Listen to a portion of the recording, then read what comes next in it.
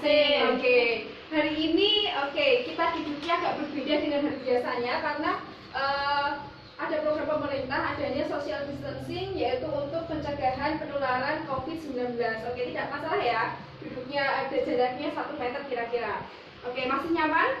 Masih. Oke, masih. Hari ini kita akan kembali lagi belajar apa?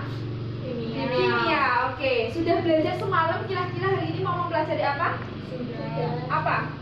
Larutan penyangga. Ya, benar sekali, larutan penyangga. Kira-kira kalian tahu nggak larutan penyangga itu apa sih gitu? Dari kata penyangga. Berarti dia apa? Untuk menopang. Oh ya, benar sekali. Untuk menopang atau untuk menyangga. Oke, untuk menyangga. Betul sekali. Itu larutan penyangga. Tapi secara kimia, kira-kira ada yang tahu nggak? Silahkan angkat tangan yang tahu. Saya Bu. Oh ya, silahkan. Larutan penyangga adalah larutan yang dapat mempertahankan pH. Iya, larutan yang dapat mempertahankan pH. Selain itu, kira-kira ada tambahan nggak? Saya Bu. Iya. Itu karena pengenceran Bu. Iya, itu karena pengenceran, betul sekali. Malatus mungkin mau menambahkan? Tidak. Kenapa ketawa? Oh iya, tidak apa-apa. Oke. Benar sekali, tapi ada tambahan. Nah, jadi secara kimia, larutan penyangga adalah larutan yang bisa mempertahankan pH ketika ditambah sedikit asam, sedikit basa maupun pengenceran. Berarti kalau pengenceran itu ditambahkan air. Oke, jadi bisa ditambah asam, bisa ditambah basa atau ketika diencerkan dengan air. Seperti sedikit asam atau basa atau diencerkan dengan air, dia itu bisa mempertahankan pH-nya. Jadi misalkan pH-nya awalnya 7, bisa bergeser 7,2 atau 7,1 atau bahkan bisa 7 seperti itu. Jadi ketika tidak ada pelonjakan harga pH, pH itu apa? Derajat keasaman. Iya benar sekali, derajat keasaman. Oke. Nah, larutan penyangga itu bermanfaat dalam kehidupan sehari-hari. Nah, misalkan ini bisa kita lihat, ini apa? Ini bisa dibaca Reva? Ini apa? Sodium chloride. Ya, sodium chloride. Sodium chloride merupakan apa? Malatus apa tahu nggak? Sodium itu apa? Sodium chloride. Ya, benar, gadam atau NaCl. Ya, dalam kehidupan sehari-hari kita sering mengonsumsi dan menggunakan untuk memasak, yaitu garam, NaCl. Nah, ini ternyata ini bukan garam, tapi ini mengandung garam karena di sini ada apa? Ada larutan penyangga. Di sini ada larutan penyangga. Nah, ini apa? Infus. Ya, bangsa Indonesia sekarang memerlukan ini. Nah, nanti giliran kalian, kapan kalian bisa menciptakan bahan seperti ini yang bisa digunakan oleh masyarakat Indonesia? Apalagi sekarang gencar-gencarnya ada virus COVID-19. Oke. Nah, selain itu juga ada ini. Ini juga salah satu adanya larutan penyangga. Contohnya ini apa? Sampo, ya benar sekali, sampo baby. Kenapa dibeli sampo baby? Nanti kalian bisa browsing di internet. Kenapa sampo baby atau sampo bayi itu ada larutan penyangganya? Kenapa bukan samponya orang dewasa? Kenapa khusus sampo bayi seperti itu? Nah, selain itu, ketika kita contohnya ada yang suka mendaki gunung, Reva suka? Suka. Oh iya suka. Asma suka nggak? Tidak. Pernah mendaki gunung? Pernah. Oke. Kalau Malatus? Pernah mendaki gunung. Gimana rasanya? Ketika kita mendaki gunung naik, kita sering bernafas atau tidak? Sering. Ketika kita bernafas, apa yang kita hirup? Oksigen. Berarti kalau kita menghirup, apakah kita terus menghirup atau juga mengeluarkan?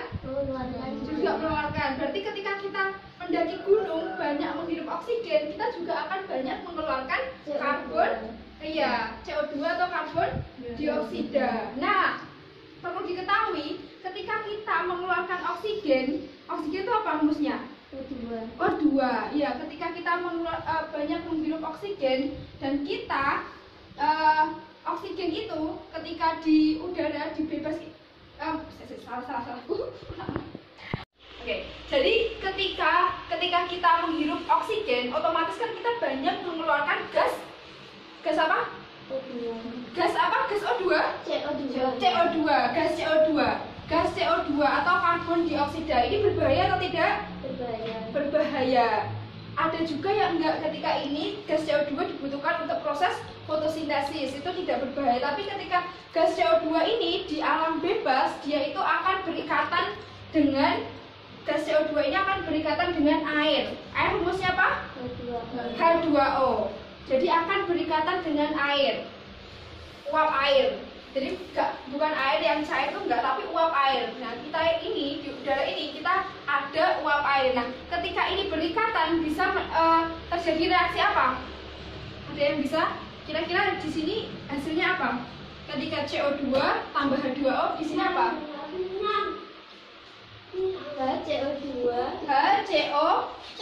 HCO2 plus O2. Apakah seperti ini? Apakah benar? Hanya 2, ini 1, 2H. Oke, yang benar adalah, jadi ketika ini apakah sudah benar? C-nya apakah O-nya 2? Apakah tidak 3? 3, oke. HCO3 itu apa? Karbonat. Nah, ini ketika terjadi peristiwa kayak gini itu akan berbahaya untuk kita. Karena apa? Ketika kita sering kebanyakan nafas, makanya orang kalau sering mendaki gunung itu juga ada dampak negatifnya, yaitu kadang suka histeris, kadang cemas gitu. Karena apa? Karena apa? Ini ketika dia mendaki banyak oksigen yang dihirup, banyak juga oksigen yang dikeluarkan. Makanya oksigen yang dikeluarkan itu akan bereaksi dengan H2O yang ada di alam ini dan menimbulkan karbonat gitu. Jadi selain itu, kalian tahu hemoglobin? Hemoglobin tahu? Kekebalan tubuh. Oke. Asna mungkin tahu hemoglobin?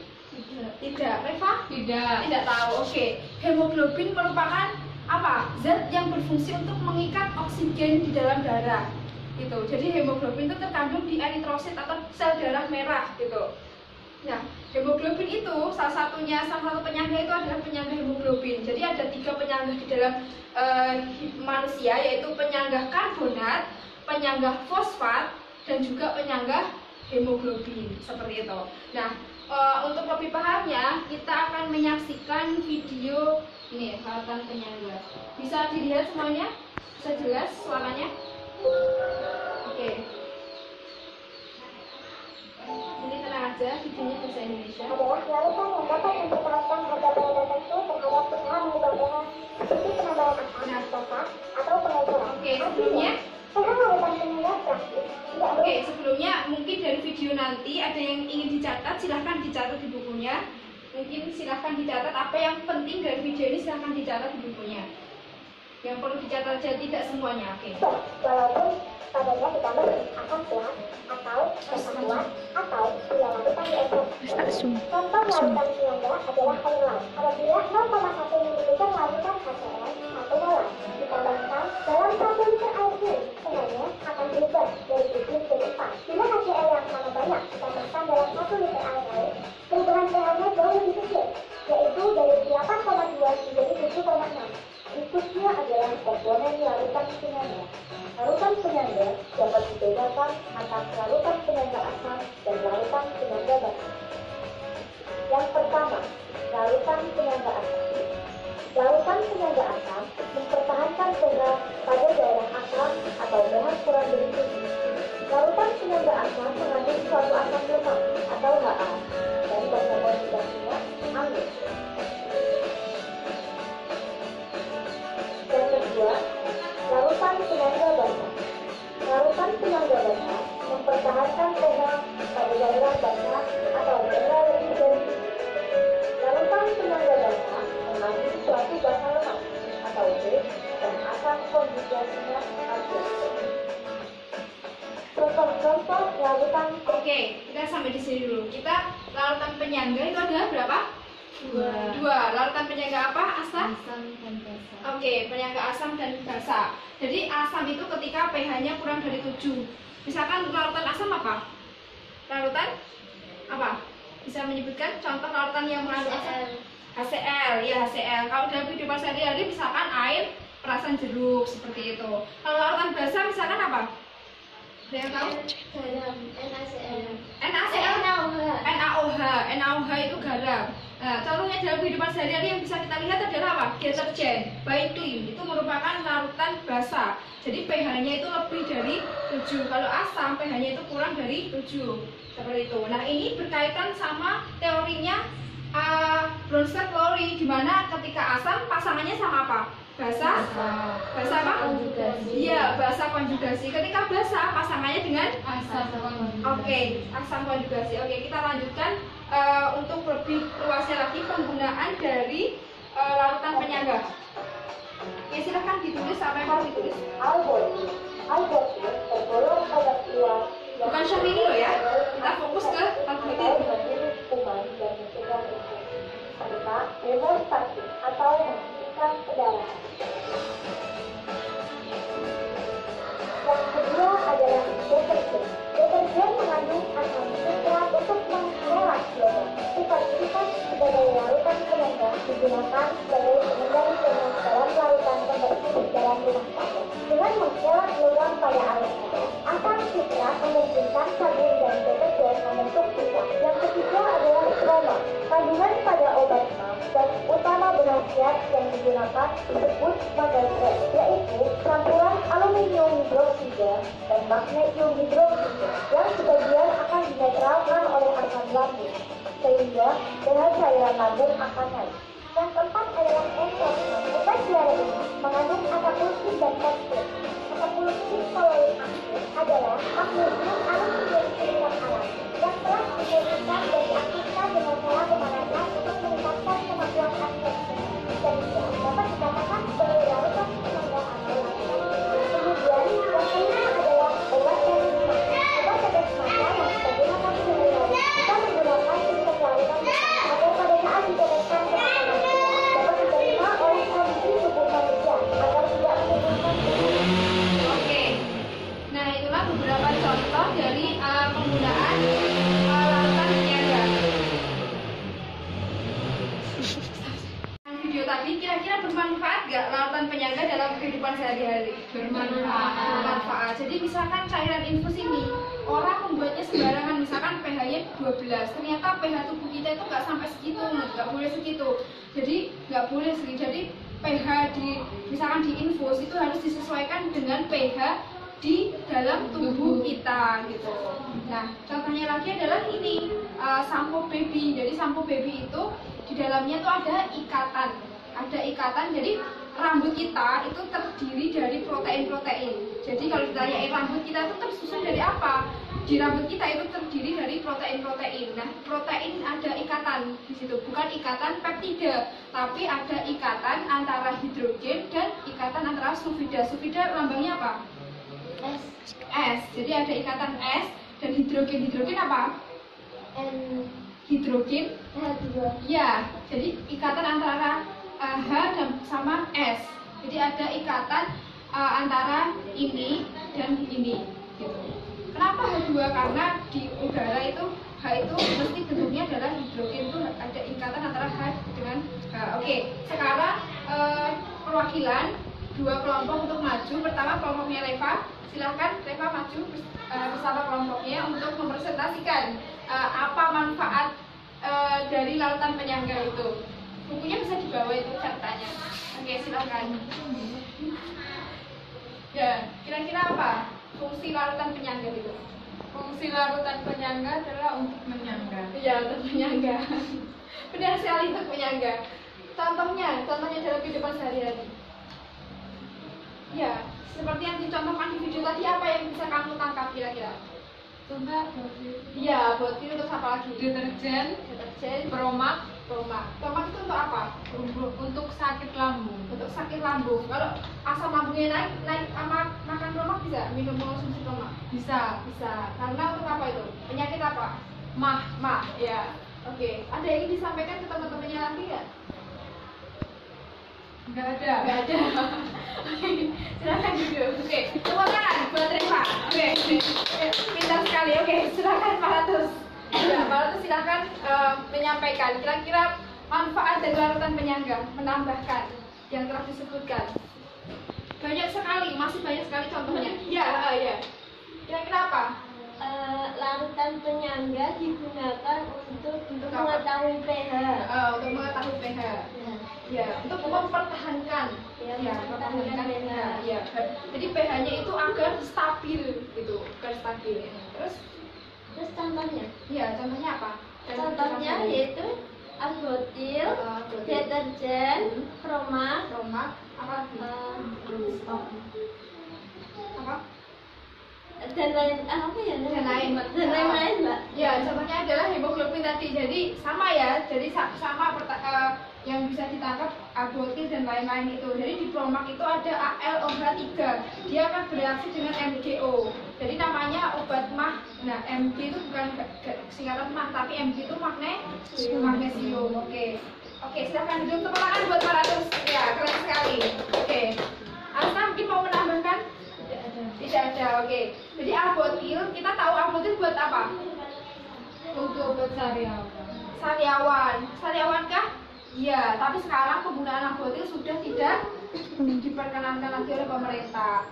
Nah, di dalam deterjen itu kenapa ada karena di dalam deterjen itu ada asam sitratnya gitu. Nah, asam sitratlah itu yang berfungsi untuk menyangga seperti itu.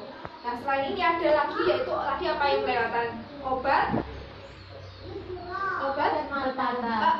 tetes mata. Makanya kalau pH-nya terlalu asam atau terlalu basa bisa merusak mata kita. Nah, sampo bayi ini juga beda sama samponya orang dewasa. Ketika ini pH-nya terlalu tinggi atau terlalu asam atau terlalu basa, maka rambutnya bayi yang harusnya pertumbuhannya bagus itu akan jadi rontok. Nah, seperti itu. Mungkin kalian yang merasakan samponya yang menimbulkan kerontokan pada rambut, nah itu mungkin pH-nya tidak sesuai dengan pH kalian. Karena setiap manusia itu pH-nya kisar tepatnya berapa itu bisa jadi berbeda. Oke, makin semangat nggak belajar kimia? Karena kimia itu bisa membuat produk-produk seperti ini. Nanti kalian bakal tahu, oh ini penerapan larutan penyangga, ini larutan penyangga dibutuhkan oleh bangsa Indonesia. Apalagi sekarang lagi ada COVID, butuh cairan infus yang begitu banyaknya dari Sabang sampai Merauke. Tambah semangat nggak? Semangat. Oke, kita alhamdulillah hari ini kita sudah mempelajari tentang larutan penyangga dan manfaatnya dalam kehidupan sehari-hari. Larutan penyangga itu ada dua, larutan penyangga asam dan larutan penyangga basa. Di dalam tubuh ada 3 larutan penyangga, yaitu larutan penyangga apa?